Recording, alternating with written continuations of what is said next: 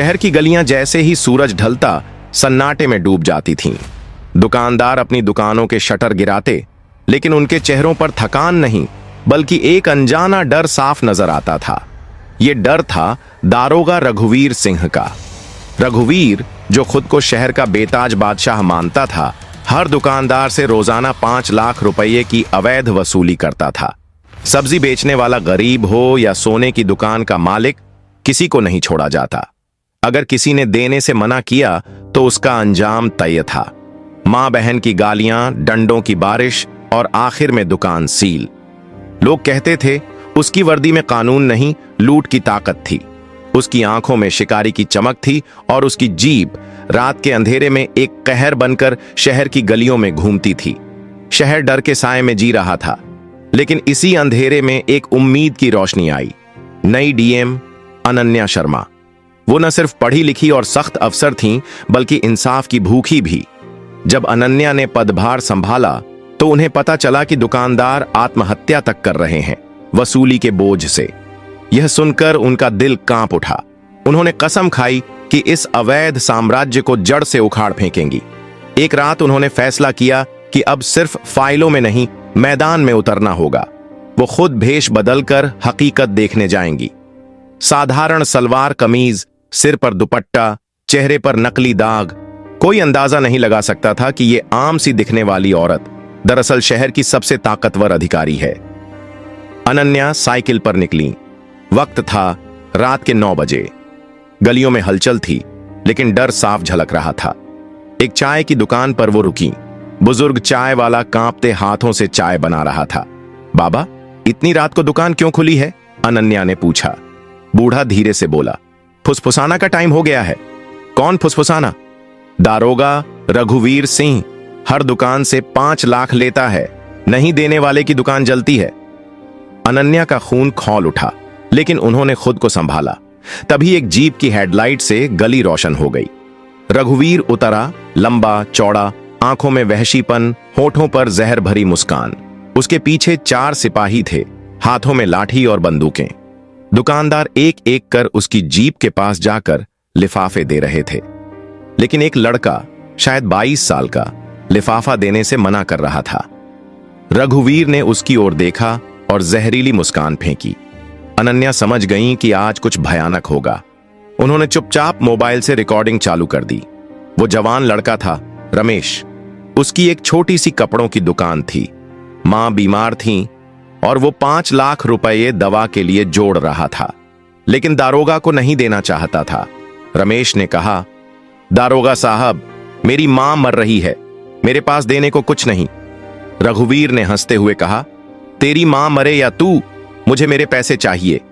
फिर उसने सिपाहियों को इशारा किया। 2 सिपाहियों ने रमेश को पकड़ा, दुकान में पेट्रोल छिड़का और आग लगा दी। रमेश चीखता रहा, नहीं, मेरी दुकान मत जलाओ। आग की लपटें आसमान तक उठ गईं। रमेश की मेहनत पल में राख हो गई। रघुवीर ने उसके सामने नोटों का बंडल फेंका और बोला, अगली बार समझदारी से काम करना। अनन्या की आंखों में आंसू थे। उन्होंने वो पल कैमरे में कैद कर लिया। वो जानती थीं, इस शहर को अगर बचाना है तो अब मैदान में उतरना ही होगा।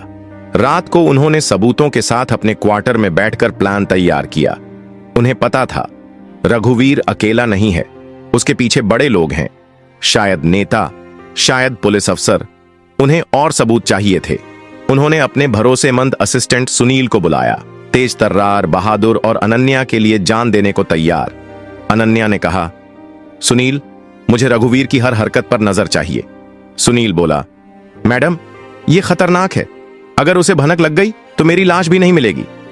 अनन्या ने उसका कंधा थपथपाया, मुझे तुम पर भरोसा है। सुनील ने मिशन शुरू किया। उधर अनन्या ने फिर भेष बदला। इस बार फल बेचने वाली बनी। उन्होंने देखा रघुवीर की जीप एक होटल के पीछे रुकी। एक आदमी काले कोट में आया, रघुवीर को बैग थमाया। अनन्या ने फोटो खींची। सस्पेंस गहराता जा रहा था। क्या यही मास्टरमाइंड था? इसी बीच सुनील को पता चला कि रघुवीर हर हफ्ते एक सुनसान गोदाम में जाता है।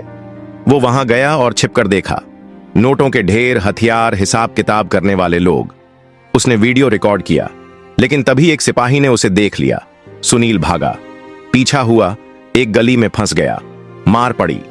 लहूलुहान हालत में उसने अनन्या को आखिरी कॉल किया। मैडम, गोदाम सबूत हैं, माफ करना। फोन कट गया। अनन्या का दिल कांप गया। वो डर गईं, लेकिन रुकी नहीं। उन्होंने कसम खाई, सुनील की कुर्बानी बेकार नहीं जाएगी। सारे सबूत इकट्ठा कर उन्होंने एक योजना बनाई। उन्होंने शहर के सभी दुकानदारों को गुप्त रूप से एक मंदिर में बुलाया। अनन्या ने भेष उतारा और बोली, मैं आपकी डीएम हूं, अब अत्याचार के खिलाफ जंग शुरू होगी। दुकानदारों की आंखों में उम्मीद जागी। उन्होंने कहा, हम आपके साथ हैं। योजना बनी। रघुवीर को रंगे हाथों पकड़ना है। रात गहरी होती जा रही थी और शहर की सड़कों पर डर और साजिशें साथ साथ चल रही थीं।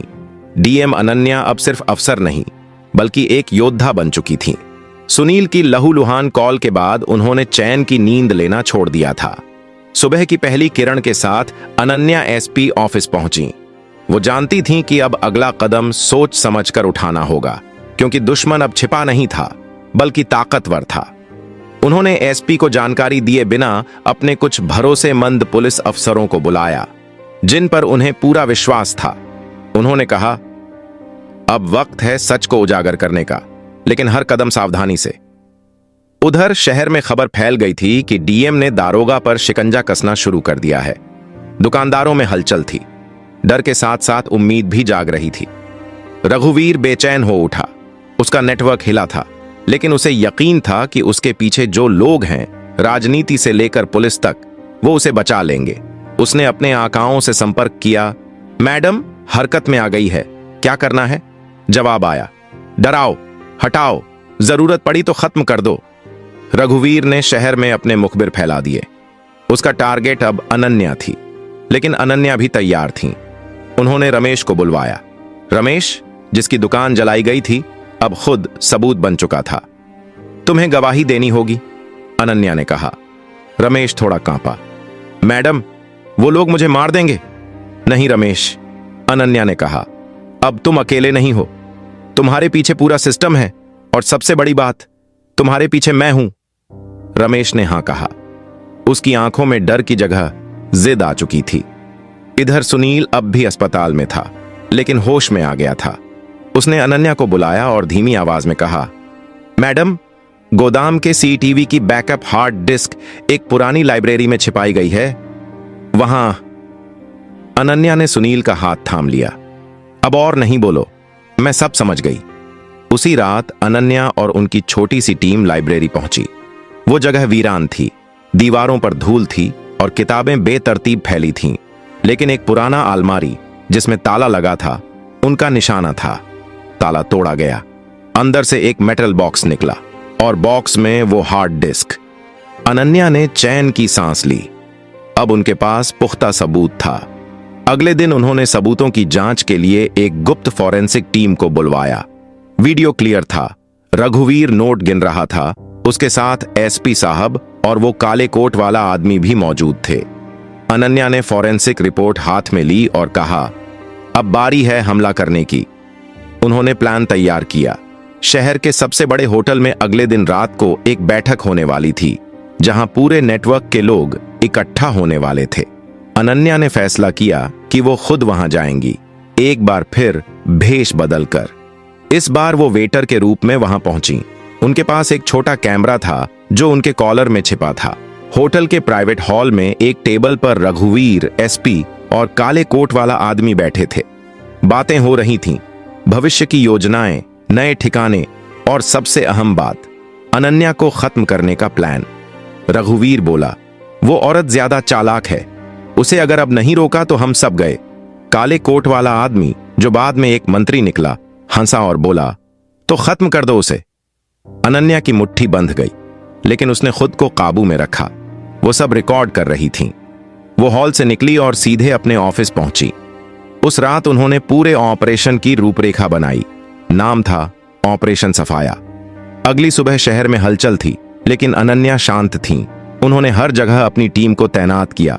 वो जानती थीं अब सब कुछ दांव पर है। शाम होते ही ऑपरेशन शुरू हुआ।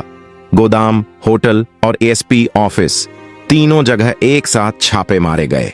पूरे शहर में सायरन गूंजे। रघुवीर को गोदाम से पकड़ा गया। एसपी साहब को उनके ऑफिस से और मंत्री को होटल से, जहां वो एक और मीटिंग कर रहा था। टीवी चैनलों पर हेडलाइन चली, भेष बदलकर डीएम ने गिराया भ्रष्टाचार का सिंडिकेट। शहर में लोग सड़कों पर उतर आए, तालियों की गूंज थी, लेकिन अनन्या जानती थीं कहानी अभी खत्म नहीं हुई है। उन्होंने अपनी डायरी में लिखा, जिन्होंने लूटा वो पकड़े गए, पर जो चुप रहे वो भी गुनहगार हैं। अगला कदम उन पर होगा। और यहीं से शुरू होती है। रघुवीर एसपी और मंत्री सलाखों के पीछे थे, लेकिन अनन्या जानती थीं कि यह केवल परत का ऊपरी हिस्सा है। असली ताकत तो वो लोग थे जो पर्दे के पीछे बैठकर ये सब चला रहे थे। अब बारी थी उन चेहरों को बेनकाब करने की, जो अब तक अपनी चुप्पी और पावर की आड़ में बचे हुए थे। सुबह की मीटिंग में अनन्या ने अपनी टीम से पूछा, हमने उन्हें पकड़ा जो वसूली कर रहे थे, लेकिन वो कौन हैं जो इस सिस्टम को चलाने दे रहे थे? वो अफसर, वो राजनेता, वो व्यापारी जो सालों से खामोश थे, क्यों? तभी रमेश ने कहा, मैडम, कुछ लोग अब भी हर हफ्ते पैसा देने आ रहे हैं, डर अभी भी जिंदा है। अनन्या चुप हो गईं, फिर बोली, अब हमें उन लोगों को सामने लाना है जो खुद को निष्पाप समझते हैं। चुप्पी भी एक अपराध है। उन्होंने नया अभियान शुरू किया, ऑपरेशन चुप्पी तोड़ो।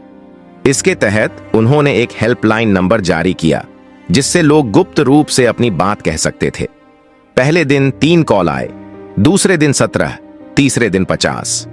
एक कॉल ने अनन्या को झकझोर दिया। फोन पर एक महिला थी जिसकी आवाज कांप रही थी। मैडम, मेरे पति की मिठाई की दुकान थी। उन्होंने 3 महीने पहले वसूली से तंग आकर जहर खा लिया था। मैंने एफआईआर कराई थी, लेकिन पुलिस ने कहा सबूत नहीं है। उसी दिन से मैं चुप थी। अनन्या ने उसका पता लिया और उसी शाम उसकी दुकान पर पहुंची। महिला ने अपने पति की डायरी दिखाई, हर तारीख, हर भुगतान का हिसाब लिखा था। अनन्या को लगा जैसे किसी ने उसके सीने पर पत्थर रख दिया हो। आपके पति की मौत बेकार नहीं जाएगी, अनन्या ने कहा। अब उन्होंने तय किया कि चुप्पी से पर्दा उठेगा। अगले हफ्ते एक जनसभा रखी गई। शहर के सारे दुकानदार बुलाए गए। स्टेज पर सिर्फ एक कुर्सी थी, जिस पर बैठी थीं डीएम अनन्या। उन्होंने माइक उठाया और कहा, आज मैं आप सबसे कुछ नहीं मांगने आई हूं, मैं आपको आपकी आवाज लौटाने आई हूं। अब आप बोलेंगे खुलकर, बिना डर के। पहले कुछ देर खामोशी रही, फिर एक बुजुर्ग खड़ा हुआ। मैं 15 साल से इस शहर में दुकान चला रहा हूं। मैंने पहली बार किसी अफसर को डर के खिलाफ खड़ा देखा है। तालियां बजीं। फिर एक महिला बोली, मैंने आज तक किसी को सच बोलते नहीं देखा, लेकिन आज मैं बोलूंगी। उस दिन 72 लोगों ने गवाही दी, 31 ने नाम बताए। अनन्या ने सब रिकॉर्ड करवाया, लेकिन असली झटका तब लगा जब एक 13 साल की बच्ची आई और बोली, मेरे पापा की दुकान जलाई गई थी। वो कहते थे पुलिस वाले भगवान होते हैं, लेकिन भगवान ने ही हमें जलाया। पूरा मैदान सन्न रह गया। अनन्या ने आंखें बंद कर लीं और खुद से कहा, अब यह जंग सिर्फ भ्रष्टाचार के खिलाफ नहीं, बल्कि टूटे भरोसे के खिलाफ भी है। इसके बाद उन्होंने फैसला लिया कि हर गली, हर मोहल्ले में जनसुनवाई की जाएगी। उन्होंने मोबाइल यूनिट्स बनवाई जो रिक्शा पर चलती थीं, बोलो मत डरो नाम से, जहां लोग जाकर अपनी बात कह सकते थे। 1 महीने में 342 गवाही, 109 नाम और 19 नए केस सामने आए। पर जैसे ही केस बढ़े, सिस्टम की असली ताकत डराने लगी। अनन्या पर दबाव आने लगा। मंत्री से लेकर दिल्ली तक से कॉल आने लगे। बहुत हो गया, अब अपनी सीमा में रहिए डीएम मैडम। लेकिन अनन्या ने कहा, सीमा वहीं होती है जहां अन्याय की शुरुआत होती है। उनके ऑफिस के बाहर धमकी भरे पोस्टर चिपकाए गए। रात में बाइक पर आए लड़कों ने पत्थर फेंके, लेकिन अनन्या ने हार नहीं मानी। उन्होंने पूरे शहर के स्कूलों में एक पहल शुरू की, ईमानदारी सप्ताह। बच्चे अपने माता पिता से भ्रष्टाचार की कहानियां लेकर आते और खुलकर चर्चा करते। एक दिन एक लड़के ने कहा, मेरे पापा कहते हैं रिश्वत देना भी मजबूरी है। अनन्या ने जवाब दिया, पर मजबूरी को आदत मत बनने दो, क्योंकि एक दिन वो आदत तुम्हारी हिम्मत खा जाएगी। अब पूरा शहर बदला हुआ था। डर की जगह चर्चा थी, लोग खुलकर बोल रहे थे। लेकिन तभी एक गुमनाम चिट्ठी आई, आपने छोटे लोगों को पकड़ लिया। असली राजा अब भी सिंहासन पर बैठा है। उसका नाम कोई नहीं जानता, वो सिर्फ एक कोड से जाना जाता है, के 9। अनन्या के होश उड़ गए। उन्होंने सुनील को बुलाया, जो अब ठीक हो गया था। तुम्हें K9 के पीछे जाना है, अनन्या ने कहा। सुनील बोला, मैडम, अब जान की बाजी लगानी होगी। अनन्या ने उसकी आंखों में देखा। तो लगाओ, क्योंकि यह शहर अब और खामोश नहीं रहेगा। सुबह की पहली रोशनी में भी अनन्या की नींद टूटती नहीं थी, क्योंकि अब सवाल सिर्फ शहर का नहीं था, सिस्टम का था। K9, ये नाम अब उसके मन में गूंजता रहता। कौन था वो? एक आदमी, एक कोड, या एक संगठन? सुनील अब ठीक हो चुका था और उसने सबसे पहले वही सवाल दोहराया जो अनन्या के दिल में था। मैडम, K9 की असली पहचान निकालनी है, लेकिन इसके लिए हमें सिस्टम के और अंदर जाना होगा, अनन्या ने कहा। K9 को पकड़ना है, लेकिन बिना कोई गलती किए। अगला कदम आखिरी भी हो सकता है। उन्होंने एक कोर टीम बनाई, सिर्फ 5 लोग। सुनील, रमेश, 2 भरोसेमंद पत्रकार और एक साइबर एक्सपर्ट। काम बंटा। सुनील जमीन पर, पत्रकार ताकतवर लोगों की प्रोफाइल खंगालने, साइबर एक्सपर्ट डिजिटल ट्रेसिंग पर, और अनन्या केंद्र में। साइबर एक्सपर्ट ने कुछ ईमेल और एनक्रिप्टेड मैसेज ट्रेस किए। उसमें एक नाम बार बार आ रहा था, शक्ति फाउंडेशन। यह नाम शहर में एक NGO के तौर पर जाना जाता था, लेकिन असल में यह एक मुखौटा था। रमेश को उस फाउंडेशन में भेजा गया, एक स्टाफ के रूप में। वहां उसने देखा, फॉर्मल कपड़ों में लोग कंप्यूटर स्क्रीन पर सिर्फ रिपोर्ट नहीं, बल्कि ब्लैकमेल की लिस्ट चला रहे थे। किस अफसर को कितना पैसा दिया गया, कौन सी वीडियो कब रिलीज करनी है, किसे डराना है, सब कुछ लिखा था। सुनील और रमेश ने मिलकर फाउंडेशन के पीछे के ट्रस्टियों की जांच की। एक नाम उभरा, करण शेखावत। शहर में रहने वाला एक अमीर कारोबारी जो हमेशा लाइमलाइट से दूर रहता था। लेकिन जब उसके कॉल रिकॉर्ड निकाले गए तो सामने आया कि रघुवीर और एसपी उससे लगातार संपर्क में थे। अनन्या ने कहा, तो K9 वही है, करण शेखावत। पर यह बात साबित करनी आसान नहीं थी। उसके खिलाफ कोई डायरेक्ट सबूत नहीं था। इसलिए अनन्या ने प्लान बनाया, करण को उसके ही खेल में फंसाने का। पत्रकारों ने एक झूठी रिपोर्ट फैलाई, DM के पास अब ऐसे सबूत हैं जो शहर के सबसे बड़े नाम को जेल भेज सकते हैं। 1 हफ्ते के भीतर करण के लोगों की बेचैनी सामने आने लगी। फाउंडेशन बंद कर दिया गया, कुछ कर्मचारियों को बाहर भेजा गया, कुछ तो शहर ही छोड़ गए, लेकिन करण वहीं रहा, शांत, संयमित। पर अनन्या को पता था, तूफान से पहले ऐसी ही खामोशी होती है। उन्होंने रमेश से कहा, करण को झटका दो, अब वक्त है शेर को उसके बिल से बाहर निकालने का। रमेश ने फाउंडेशन के डाटा का एक हिस्सा लीक कर दिया, जिसमें दिख रहा था कि कैसे पैसे के बदले केस बंद हुए, अफसर बदले गए और कुछ लोगों को डराकर देश छोड़ने को मजबूर किया गया। मीडिया में भूचाल आ गया। रातों रात हेडलाइन बनी, करण शेखावत का फाउंडेशन शहर का ब्लैकमेलिंग सेंटर। अब करण को सामने आना पड़ा। उसने एक इंटरव्यू में कहा, यह सब एक साजिश है, मैं तो समाज सेवा करता हूं। अनन्या ने जवाब नहीं दिया। उन्होंने बस अगले दिन एक ऑडियो रिलीज करवाया, जिसमें करण रघुवीर को कह रहा था, अगर DM ने मुंह खोला तो तुम्हें ही नहीं, मुझे भी डुबो देगी। अब शक नहीं, सच्चाई सबके सामने थी। करण की गिरफ्तारी के लिए वारंट जारी हुआ, लेकिन जैसे ही पुलिस पहुंची, करण गायब था। घर खाली, फोन बंद, फाउंडेशन ठप। शहर में फिर डर की लहर दौड़ गई। अगर वो भाग गया तो सब बेकार जाएगा। लेकिन अनन्या ने कहा, वो भागा नहीं, हम उसे बाहर निकाल रहे हैं। उन्होंने सीमा सुरक्षा एजेंसियों को अलर्ट किया, पासपोर्ट ब्लॉक हुआ, और फिर एक सुबह खबर आई, करण शेखावत नेपाल बॉर्डर के पास पकड़ा गया। उसे हेलीकॉप्टर से शहर लाया गया। हजारों लोगों ने रास्ते में खड़े होकर देखा, वो चेहरा जो सालों से पर्दे के पीछे से शहर को चलाता था, अब हथकड़ी में था। अनन्या ने मीडिया को कोई बयान नहीं दिया। उन्होंने बस एक वाक्य कहा, अब शहर की असली आजादी शुरू होती है। करण शेखावत की गिरफ्तारी के बाद शहर में एक उत्सव सा माहौल था। पहली बार लोगों को लगा कि सिस्टम उनके साथ खड़ा है, न कि उनके खिलाफ। DM अनन्या ने अगले दिन एक खुला सम्मेलन रखा, जहां हर उस इंसान को बुलाया गया जिसने आवाज उठाई थी। रमेश, सुनील, चाय वाले बाबा, उस 13 साल की बच्ची की मां, सब मौजूद थे। अनन्या ने माइक उठाया और कहा, आप सबने जो किया वो सिर्फ गवाही नहीं थी, वो इस शहर की आत्मा को वापस लाने की लड़ाई थी। ये जीत मेरी नहीं, हम सबकी है। तालियों की गूंज से पूरा मैदान भर गया, लेकिन अनन्या जानती थी अभी काम बाकी था। उन्होंने अगले 6 महीने में दुकानदारों के लिए एक नया सुरक्षा प्रकोष्ठ बनाया, अवैध वसूली की मॉनिटरिंग के लिए स्वतंत्र कमेटी गठित की, पुलिस विभाग में 23 अधिकारियों का ट्रांसफर किया, भ्रष्ट अफसरों पर केस दर्ज करवाया। रमेश को नगर निगम में रोजगार मिला और उसकी मां के इलाज के लिए सरकार ने विशेष फंड पास किया। सुनील को गैलेंट्री अवार्ड मिला और वह अब डीएम ऑफिस का चीफ इंटेलिजेंस ऑफिसर बन चुका था। अनन्या ने शहर के हर स्कूल में एक कार्यक्रम शुरू किया, सत्य की कहानी, जहां बच्चे अपने आसपास की सच्चाई को समझें और बदलाव का हिस्सा बने।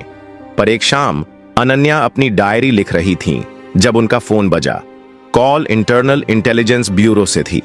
आवाज आई, मैडम, करण ने एक नाम लिया है, एक शख्स जो देश के 4 शहरों में ऐसे ही नेटवर्क चला रहा है, और वो शख्स अभी भी आजाद है। अनन्या ने डायरी बंद की। नाम, कोड नेम Y42। अनन्या ने लंबी सांस ली और बोली, तो यह लड़ाई अब 4 शहरों की होगी। उन्होंने खिड़की से बाहर झांका। शहर सो रहा था, लेकिन वो जानती थीं यह नींद स्थायी नहीं है। जब तक सिस्टम में जहर है, तब तक नींद मुनासिब नहीं। अनन्या ने अपनी टीम को बुलाया। एक नया नक्शा टेबल पर फैला। 4 शहरों को लाल घेरे में चिन्हित किया गया। सुनील बोला, क्या फिर से भेष बदलेंगे मैडम? अनन्या मुस्कुराई। इस बार नहीं, अब हम चेहरों के साथ लड़ेंगे बिना छिपे, क्योंकि अब हमें सिर्फ सड़कों से नहीं, सोच से लड़ना है। कहानी खत्म नहीं हुई, यह तो बस पहला अध्याय था। सिस्टम को झटका मिला है, लेकिन जड़ें अब भी हैं। अनन्या तैयार हैं, सुनील तैयार है, और शायद अगली बार आप भी हों, क्योंकि बदलाव वहीं से शुरू होता है जहां डर खत्म होता है।